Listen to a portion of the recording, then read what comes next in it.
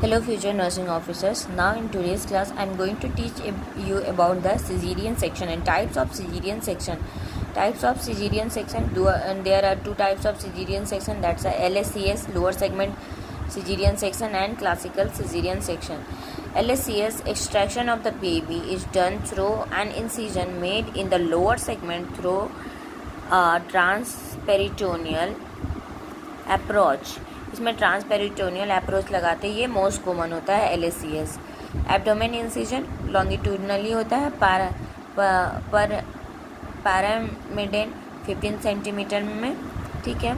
और uterine incision होता है लॉन्गिट्यूडनली 12.5 सेंटीमीटर तक का होता है.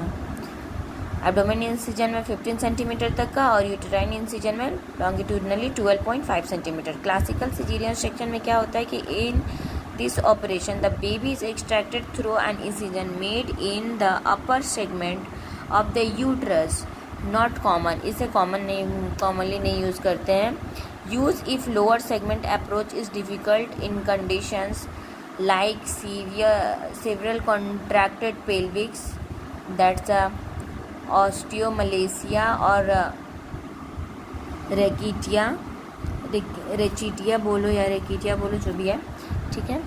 अफेक्टेड विथ रिकेट्स, उसे ही बोलते हैं रिकेट्सिया, और प्रीवियस एब्डोमिनल अप्रोच, अगर पहले से भी उसे क्लासिकल हो रखा है तो. If lower segment approach is risky in condition like big fibroid on lower segment, blood loss, more carcinoma of cervix and complete placenta previa, तब होता है. और फिर postmortem caesarean section.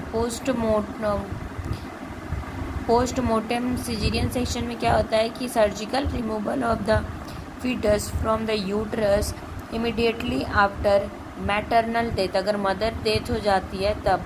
Infant may survive if delivery is done with in 10 minutes of maternal death, अगर maternal death का 10 minutes बाद होता है, इस प्रोसीजर को करते हैं तो इन्फेंट सर्वाइव कर जाता है. इसमें एनेस्थीसिया जो यूज़ होता है वो स्पाइनल और सब एरेक्नोइड ब्लॉकेज किया जाता है.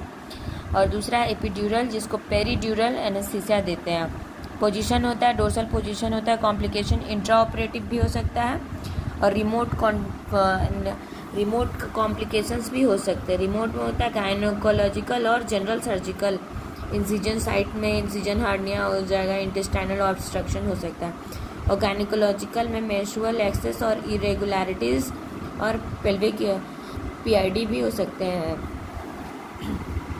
पोस्ट ऑपरेटिव में देख लो, पोस्टपार्टम हेमरेज हो सकता है.